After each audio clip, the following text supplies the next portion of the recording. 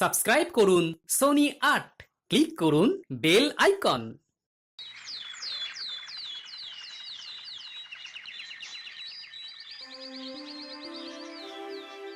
আহ, সেই গোপালের পাত্তা নেই। জলজ্যান্ত মানুষটা কি গায়েব হয়ে গেল নাকি? বলেই বা কি মহারাজ, আমাদের উপর কি আপনার কোনো ভরসা নেই?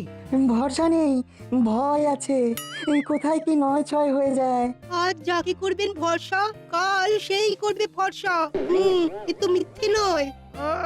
তবে সব সময় গোপাল গোপাল করে আর কপাল চাপড়াবেন না মহারাজ। গোপাল আর সেই গোপাল নেই। তাহলে এটা কে মহারাজ? এই তো গোপাল, কিন্তু রাজসভায় না এসে কি এমন রাজা উজির মারছিলে শুনি? খামোখা মারামারি করতে যাবো কেন মহারাজ? আমি তো ভাঁড়, ওই জন্যই তো আমাকে দরকার। কিন্তু সবাই যে বলা কওয়া করছে যে এখন আর গোপাল ভাঁড় নয়, বরং গোপাল চাষি বলাই ভালো। ঠিকই তো, গোপালের এখন ধ্যান জ্ঞানী তো ওই চাষবাস। ও, তাহলে আমার চাষ করার খবরটা ভালো মতোই চাউর হয়েছে দেখছি। আর তাই নিয়ে হাসাহাসিও হচ্ছে। বেশ, তবে আমিও পাল্টা দিচ্ছি। কি হলো গোপাল, তোমার কি এই ব্যাপারে কিছু বলার আছে? কি আর করি বলুন মহারাজ, পেটে খেলে তবে তো পিঠে সইবে, তাই পেটের কথাই ভাবছি। তবে খরচের বহর নিয়েও ভাবতে হচ্ছে বই কি। কথাটা ভুল বলনি। সামনেই চাষের মরশুম, প্রজারা যদি খরচ নিয়ে পেরে না ওঠে তাহলে তো মুশকিল হবে। আমি বলি কি, প্রজাদের কৃষি ঋণ দিয়ে এই চাষের ব্যাপারে উৎসাহী করলে কেমন হয় মহারাজ? কৃষি ঋণ, প্রস্তাবটা মন্দ নয় তো। প্রজাদের কথা নয়, মন্ত্রীমশাই নিশ্চয়ই নিজের ঝোলা ভরার ব্যবস্থা করছেন। ঋণের ফাঁদে একবার ওদের বেঁধে ফেলতে পারলে বাকি কাজটা তো আমি সারবো, আর তখন গোপালও ছাড় পাবে না। বেশ, তাহলে মন্ত্রী তুমি ওই ঋণ দানের ব্যবস্থা করো। না না না, আর দেরি করো না।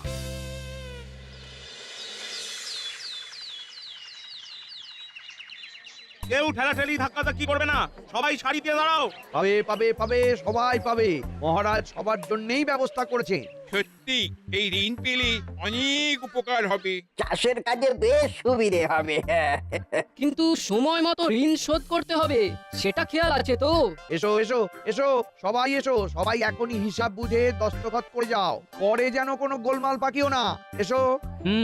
মন্ত্রীমশাই তো বেশ হই হই করে ঋণ ছত্র শুরু করে দিয়েছেন, কিন্তু ঋণের ফাঁদে পড়ে প্রজাদের যে কি অবস্থা হবে সেটা কেউ বুঝছে না। কি গো গোপাল দাদা, চাষের কাজে তোমার অর্থ লাগবে না বুঝি? গোপাল দাদার কি অন্য কোনো ব্যবস্থা করা আছে? না ভাই, আমি তো নিজে নিজেই যতটা পারি ততটা করার চেষ্টা করছি। তবে তোমরা সবাই ভালো করে বুঝে নাও, ঋণ নেওয়ার সময় মহা আনন্দে সবাই নিচ্ছ, কিন্তু দেখো ফেরত দেওয়ার সময় কাঁদতে না হয়। কিন্তু আবার কেমন কথা বলছো গোপাল দাদা? ফসল ভালো হলে কাঁদতে যাবো কেন? গোপাল দাদা নিজে নেবে না, আমাদেরকেও নিতে দেবে না। হ্যাঁ, এটাই তো তোমাদের গোপাল দাদার কাজ। মহারাজ কোথায় প্রজাদের ভালো চাইছেন, কিন্তু গোপালের সেটা সহ্য হচ্ছে না। আমার কাজ সাবধান করা, আমি সাবধান করবই, হলে ভালো, না হলে গেল।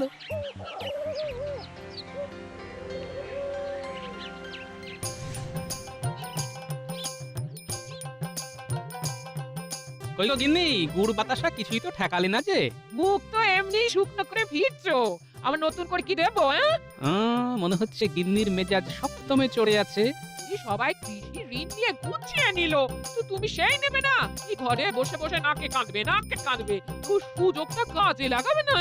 ও, কথাটা এরই মধ্যে তোমার কানে এসে গেছে তাহলে? আমি তো আগেই বলেছিলাম মহারাজ কিছু না কিছু একটা ব্যবস্থা করবেন, কিন্তু তোমার সেই এক হাত পাতবে না। ঋণের ফাঁদে পড়লে আখেরে যে সবাইকে কাঁদতে হয় গিন্নি, সে প্রজাই হোক বা রাজা।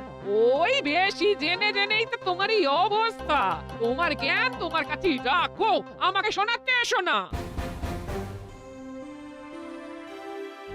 এই তো মন্ত্রী, এবার বলো দেখি তোমার ঋণ দানের প্রক্রিয়া কতটা কি সম্পন্ন হলো? সে তো হই হই করে শুরু হলো আর চই চই করে শেষ হয়ে গেল মহারাজ। বলো কি, তবে তো দারুণ ব্যাপার। দারুণ না করুন সেটা কি এখনই বলা যাবে মহারাজ?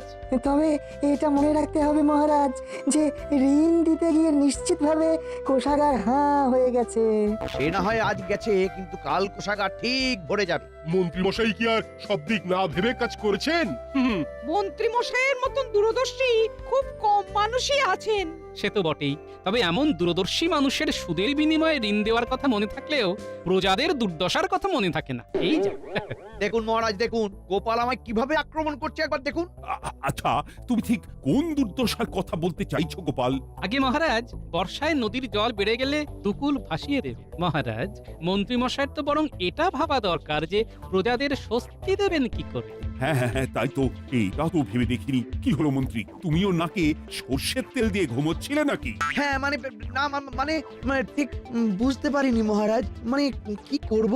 উমা, এই তবে মন্ত্রী মশাইয়ের দূরদর্শিতার ছিঁড়ি। কি বিচ্ছিরি বাবা। করার তো অনেক কিছুই আছে মহারাজ। আপাতত নদীর পাড় বাঁধিয়ে দেওয়ার পরিকল্পনা করলে কেমন হয় মহারাজ? ভালোই হয়, তবে সেটা তো খরচ সাপেক্ষ ব্যাপার, আর কোষাগার তো এখন ফাঁকা হয়ে গেছে। সেটা আর গোপালকে কে বোঝাবে। তবে বলছিলাম কি, প্রজারা যদি রাজার কাছ থেকে ঋণ নিতে পারে, তাহলে রাজাও প্রজাদের স্বার্থে ঋণ নিতে পারেন বই কি। মাঝখান থেকে কিছু সরিয়ে নিতে গেলে এখন গোপালের সাথে গলা মেলানোটাই ভালো। মানে এটাই তো আমারও মনের কথা মহারাজ। আমি ভাববার সঙ্গে সঙ্গেই গোপাল বলে দিয়েছে। হ্যাঁ। ও তাই বুঝি, তাহলে মন্ত্রী তুমি না হয় ঋণ সংগ্রহের দায়িত্বটা নাও। আপনি কিচ্ছু ভাববেন না মহারাজ, আমি নিজে নবাবের কাছে গিয়ে ঋণ সংগ্রহ করে আনবো। মন্ত্রী মশাইয়ের যেন বড্ড উৎসাহ। না না, মহারাজ বলুন বা নাই বলুন, আমাকেও নজর রাখতে হবে।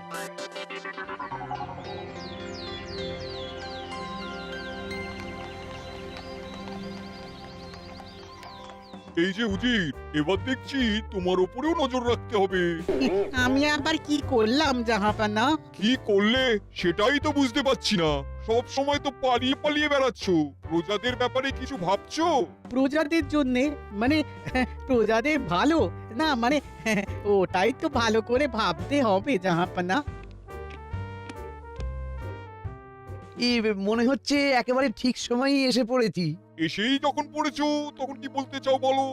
বলছিলাম যে ভালো যদি করতেই হয় তাহলে আপনি বরং ঋণ দিন জাহাপানা, তাতে কৃষ্ণনগরের প্রজাদের কল্যাণও হবে আর আপনারও ফায়দা হবে। কেমন গোলমেলে ব্যাপার মনে হচ্ছে, বুঝিয়ে বলো দেখি ব্যাপারটা কি। ব্যাপারটা একেবারে জলের মতো সোজা। মহারাজ প্রজাদের কথা ভেবে ঋণ চাইছেন। চড়া সুদে মহারাজকে ঋণ দিলে মহারাজের কাজ মিটবে, আর সেটা যখন আদায় হবে তখন আপনার কোষাগারও ভরে যাবে। আর তাতে তোমারও কিছু কল্যাণ হবে। বেশ বেশ, আমি ঋণ দিতে রাজি, তবে এটাও শুনিয়ে দেব কৃষ্ণচন্দ্রকে যে ঠিক সময় ঋণ শোধ না করলে কিভাবে কড়ায় গন্ডায় আদায় করে নিতে হয় সেটা আমার ভালো মতোই জানা আছে। আমার কাছে ঋণ নিয়ে প্রজা কল্যাণ করা তখন বের করে দেবো। তাহলে ঋণপত্র লিখে তৈরি করে দি জাহাপানা। সে তো তৈরি করতেই হবে। বুঝতে পারছি মহারাজের কপালে ভালোই দুঃখ আছে।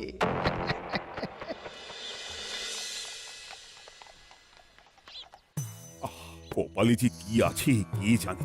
দায়িত্ব নিয়ে মন্ত্রী নবাবের কাছে ছুটে তো গেল, কিন্তু কই এখনো তো ফিরে এলো না। তাহলে কি মন্ত্রী মশাই নবাবকে রাজি করাতে পারলেন না? না না, এমন তো হওয়ার কথা নয়। কত কথাই তো হয়, সব কথা কি আর জানা যায়? কিন্তু মন্ত্রীর খবর কি পাওয়া যাবে না? খবর কি বলছেন মহারাজ, কাজের কাজ করে এসেছি। তার মানে নবাব ঋণ দিতে রাজি হয়েছেন? শুধু রাজি হননি, সঙ্গে অনেক শুভেচ্ছাও পাঠিয়েছেন। এটাও বলেছেন যে এমন প্রজা কল্যাণমূলক কাজে উনি সব সময় আপনার পাশে আছেন। ও বলেছেন বুঝি? আলবাত বলেছেন। নবাবের পাকা কাজ, ঋণের অর্থের সঙ্গে ঋণপত্রও পাঠিয়ে দিয়েছেন। ওই বাবা, এখানে যে ছোট হরফ বড় হরফ অনেক কথা লেখা আছে। সে যাই হোক, ঋণ তো পাওয়া গেছে। যাক মন্ত্রী, এইবারে তুমি একটা কাজের মতো কাজ করেছো। সে কি আর মন্ত্রী মশাই এমনি এমনি করেছেন? এই কাজের ভাঁজে অন্য কোনো গল্প নিশ্চয়ই আছে। দেখেছেন মহারাজ, দেখেছেন গোপাল কেমন মিছিমিছি আমার নামে বদনাম করছে।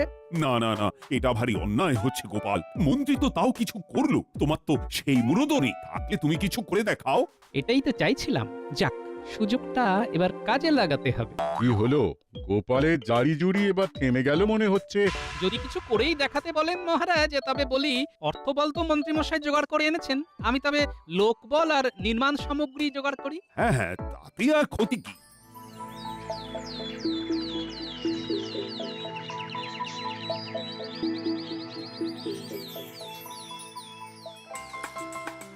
ব্যাপারটা কি বলো তো? মনে হচ্ছে দূরে কোথাও যাওয়ার তোড়জোড় করছো। তা একটু করছি বই কি, যা করার এবার নবাবের ডেরায় গিয়েই করতে হবে। মনে মনে কি ফন্দি আটকে গেল তো? ফন্দি আমি আঁটছি না গিন্নি, ফন্দি যদি কিছু আটা থাকে তাহলে সেটা কিভাবে কাটা যায় সেটারই বন্দোবস্ত করতে যাচ্ছি। তার জন্য তোমায় মুর্শিদাবাদে ছুটতে হবে। জট যেখানে পাকবে সেখানেই তো খোলার ব্যবস্থা রাখতে হবে গিন্নি। কি যে বলো, এই কিছুই বুঝি না। তাহলে তো মিটেই গেল, আর বোঝার চেষ্টাও করো না। আমি বরং শ্রমিক আর নির্মাণ সামগ্রী জোগাড় করার দায়িত্বটা ঠিক লোকের কাঁধে চাপিয়ে চলে আসি, যাতে প্রয়োজন পড়লে কান টেনে মাথাকে ঘুরিয়ে দিতে পারি।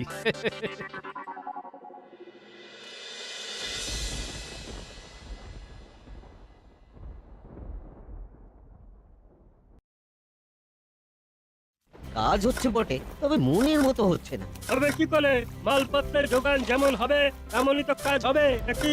আমাদের অত ভেবে লাভ নেই, আমরা কাজ শেষ করে বুঝিয়ে দেবো। যেমন মজুরি দিয়েছে তেমনই কাজ হবে, তারপরে ঘরে ছেলে ঘরে ফিরে যাব। তবে আকাশের অবস্থা ভালো বুঝছি না, এরপরে জল হলে মুশকিল হবে কিন্তু। হলে হবে, চল চল এখন হাত চালিয়ে কাজ সামলে ফেলি, চল। কিউজি, তোমাকে যে ওদিককার খবর রাখতে বলেছিলাম, কই তেমন কিছু তো শোনালে না এসে। খবর একটা আছে বটে, তবে সেটা ভালো না খারাপ সেটা আপনাকেই বুঝে নিতে হবে। বটে, তা খবরটা কি শুনি? ঋণ নিয়ে মহারাজ কৃষ্ণচন্দ্র যে নদীর পাড় বাঁধাবেন বলেছিলেন, সেটা বানানোর পরে ভেঙেও গেছে। বলো কি? একেই বলে যে কপালেতে নেই কো ঘি, ঠকঠকালি হবে কি? তা ঘটনাটা ঘটলো কি করে? প্রবল বর্ষণ জাহাপানা। তাছাড়া মন্ত্রীর ওপর দায়িত্ব ছিল, তাই বাঁধ ভেঙে পড়ার ব্যাপারটা তো হওয়ারই ছিল, কি তাই তো? তাহলে তো চিন্তাই ছিল না, কিন্তু গোড়ায় যে একটা হালকা গলদ রয়ে গেছে। গলদ? কিসের গলদ? না না না, আমি তো বুঝতে পারছি না যে তুমি এত চিন্তায় পড়ে যাচ্ছ কেন। না না না, আমার আবার কিসের চিন্তা? চিন্তা তো মহারাজ কৃষ্ণচন্দ্রের। ঠিক বলেছো, এবার দেখার যে কৃষ্ণচন্দ্র ঋণ শোধ করবে কি করে। সেটাই তবে দেখুন জাহাপানা। কৃষ্ণচন্দ্রকে ফাঁপড়ে ফেলার এই একটা সুযোগ, না চাইতেই যখন সুযোগটা পেয়ে গেছি তখন কাজে লাগাতে হবে।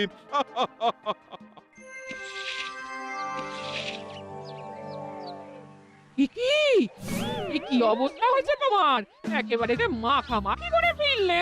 মাখামাখিটা দেখলে কি গিন্নি? নদীর যে পাড় বাঁধাই হচ্ছিল সেটা ভেঙে মাঠের যে অবস্থা হয়েছে তাতে তো সামলানোই মুশকিল। চাষের জমিতে জল ঢুকে পড়েছে, তাহলে তো খুবই মুশকিলের কথা। সে আর বলতে, এখন তো ফসল বাঁচানোই দায়। ফসল না বাঁচলে আমরাও বাঁচবো না গোপাল দাদা, কারণ মন্ত্রী মশাই আজ না হয় কাল ঋণ আদায় করতে আসবে। সেই ঋণ শোধ করবো কি করে? চাষবাস আবার ঠিক করে না হলে বেঘরে প্রাণ যাবে। যে করেই হোক গোপাল দাদা, এবারে ঋণ মুকুব করার ব্যবস্থা করে দাও। সে না হয় করলাম, কিন্তু মহারাজ বাঁচবেন কি করে? কেন, মহারাজের আবার কি হলো? আমি স্পষ্ট দেখতে পাচ্ছি নবাব ঘুঁটি সাজাচ্ছে। এবার মহারাজ নিজেই বুঝবেন ঋণের জ্বালা কাকে বলে। একেই বলে জ্বালার ওপর যন্ত্রণা। কোথায় যন্ত্রণা হচ্ছে মহারাজ? কোথায় আবার, মাথা থেকে পা পর্যন্ত ঝনঝন টনটন করছে। রাজকোষের অবস্থা তো একই খারাপ, তার উপর এই বিপত্তি। তাতে হয়েছেটা কি? কি হয়েছে সেটা আবার জানতে চাইছো? নবাব যদি এখনই ঋণের অর্থ ফেরত চান তাহলে সেটা মেটাবো কি করে? ঋণের শর্ত অনুসারে মাস ছয়েক তো হাতেই আছে মহারাজ, ততদিনে ঠিক সামলে নেওয়া যাবে।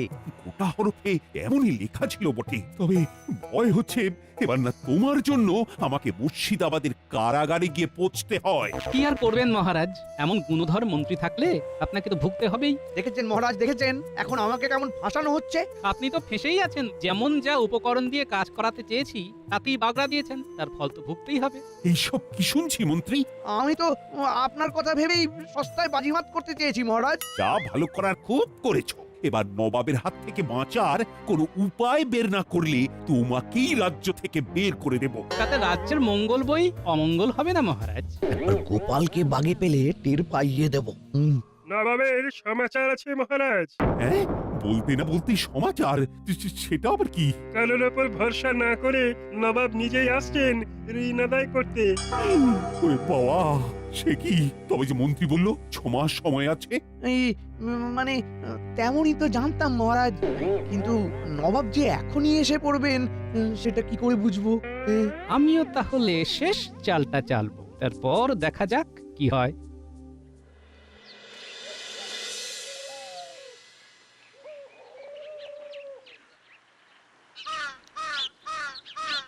আমরা চলে এসেছি গোপাল দাদু। এই তো তোদের জন্য অপেক্ষা করছিলাম। কাজে ফাঁকি দিইনি, তুমি যেমন বলেছিলে তেমনি সব জোগাড় করে এনেছি কিন্তু। ভালো করেছিস। এবারে যা কাজ করার সব ভেঙে যাওয়া নদীর পাড়ে গিয়ে করতে হবে, বুঝলি? আর সেটাও একেবারে চুপি চুপি, তাই না গোপাল দাদু? সে আর বলতে, এবারে একেবারে তোদের সঙ্গে নিয়ে বেরিয়ে পড়বো। তারপরে অবস্থা বুঝে ব্যবস্থা। থাম থাম, তোকে পাকামো করতে হবে না। আয় আয়, কি করতে হবে বুঝিয়ে দিই তোদের। এদিকে আয়। আগে কাজের কাজটা সেরে ফেলি, তারপর ওখানেই ঘুরঘুর করবো আর তেনার অপেক্ষা করব কখন তিনি আসবেন।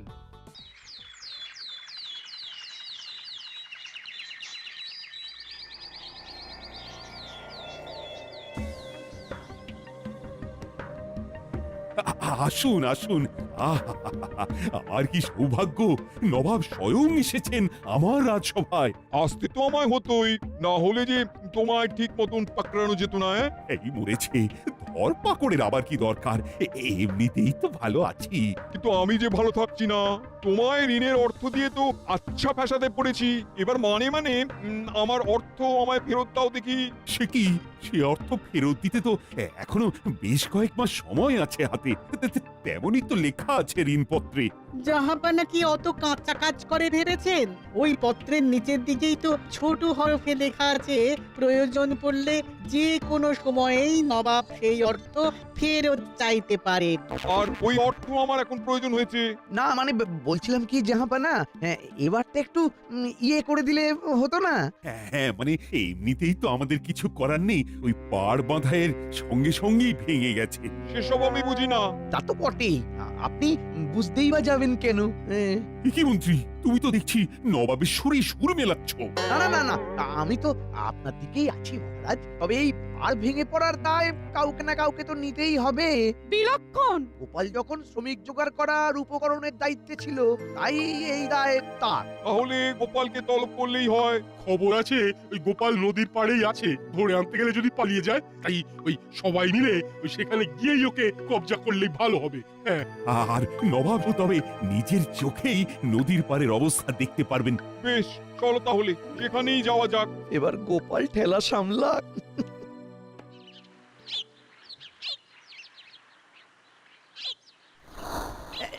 সামলে আসবেন, সামলে। হ্যাঁ দেখবেন যেন হড়কে না যান। ওরে বাবা, সামলাবো কি করে, কাদায় যে মাখামাখি। এটা আবার কোথায় নিয়ে এলে আমায়? এখানে কি হাঁটা যায়? আপনাকে না ইচ্ছে করে বিপদে ফেলার চেষ্টা করছে মনে হচ্ছে জাহাপানা। ঋণ আদায় করার জন্য শেষে কাদা ঘাটা। ওই তো গোপাল মহারাজকে বিপদে ফেলে এখানে এসে ঘোরাঘুরি করছে। তাহলে গোপাল এই ছিল তোমার মনে মনে? আরে আরে, এ কি সবাই যে একেবারে দল বেঁধে এসে পড়েছেন? তাহলে যেমনটা ভেবেছিলাম তেমনটাই হচ্ছে। তোমার ভাবনা চিন্তার জন্যই তো এই অবস্থা। নদীর পাড় তৈরি হওয়ার সাথে সাথেই ভেঙে পড়লো।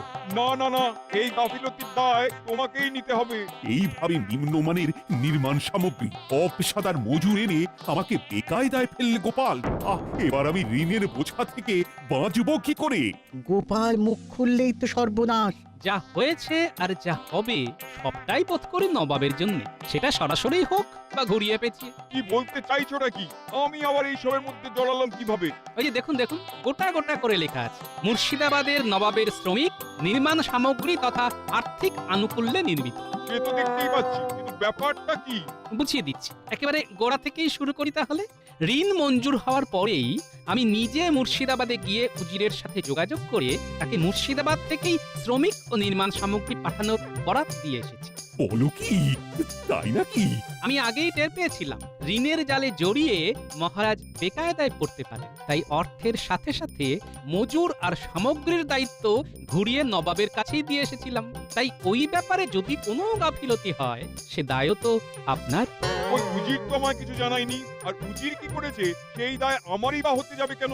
সে কি জাহাপনা, আমি কিছু করলে তার দায় যদি মহারাজের উপরে পড়ে, তাহলে উজির কিছু করলে তার দায়ও তো আপনার উপরেই পড়বে জাহাপনা। যা ভয় পাচ্ছিলাম তাই হলো। গোপাল তো একেবারে হাতে হাঁড়ি ভেঙে দিয়েছে। মুনাফা করার জন্য আমি যে কম দামি মালপত্র আর সস্তার মজুর পাঠিয়েছি সেটাও তো জানাজানি হয়ে যাবে। এখানেই শেষ নয়, এই ব্যাপারটা যাতে দিল্লির বাদশাহর কাছেও পৌঁছে যায় তাই মহারাজের শিলমোহর মেরে বয়ানও তৈরি করে ফেলেছি জাহাপানা। খবর পেলে বাদশাহের দূত এসে দেখে যাবে কিভাবে নিম্নমানের সামগ্রী পাঠিয়ে আপনি মহারাজকে ঋণের জালে জড়াতে গেছেন। ওরে বাবা, বাবা, না না না না না, ঋণ আদায় মাথায় থাক। আপাতত এই কথা যেন বাদশাহের কানে না যায় সেই ব্যবস্থা করতে হবে। দরকার পড়লে আবার না হয় সবকিছু ঠিকঠাক করে মেরামত করে দেবো। হ্যাঁ, তারপর মাঠে ফসল ফললে না হয় ঋণের অর্থ শোধ করে দেব। হ্যাঁ হ্যাঁ, তাই হবে তাই হবে। সেই ভালো, তা না হলে যে আপনার মহা বদনাম হয়ে যাবে জাহাপানা। তবে তার আগে চলো উজির, আগে আমি তোমায় মেরামত করি, তারপর বাকিটা সামলাবো। আমাকে আমাকে মাফ করে দিন জাহাপানা, আমি ঠিক বুঝতে পারিনি। বোঝাচ্ছি তোমায়, চলো চলো বলছি, চলো।